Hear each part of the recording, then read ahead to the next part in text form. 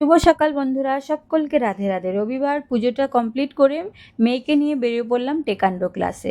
মেয়েকে ছেড়ে তারপরে আমি আমার হাজব্যান্ড এখান থেকে কাতল মাছ আর পাবদা মাছ নিয়ে নিলাম। চিকেন আগেরই ফ্রিজে রাখা আছে, তো এটাকে ধুয়ে সুন্দর করে কেটে নিয়ে ফ্রাই করে নিলাম মাছটাকে। পটল ছিল 4-5টা, ওটাকে বেস্ট না করে পটল দিয়ে পাতলা করে ঝোল বানাবো। যে গরম পড়েছে এই গরমে পাতলা পাতলা করে কাতল মাছের ঝোল খেতে বেশ ভালো লাগবে। তো পাবদা মাছও বানাবো, এটা আগে বানিয়ে নিচ্ছি ঝোলটা।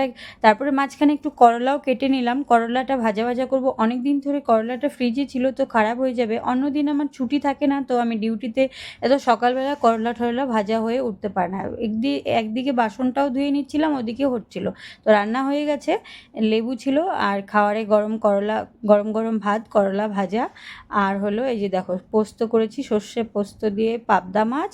আর হলো পাতলা করে ঝোল বানিয়েছিলাম যে আলু পটল দিয়ে কাতল মাছের। আর মেয়ে আর হাজব্যান্ডের জন্য চিকেন বানিয়েছে, যেহেতু আমি চিকেন খাই না, হাজব্যান্ডই চিকেন বানিয়েছে। আর এই যে দেখো গরম গরম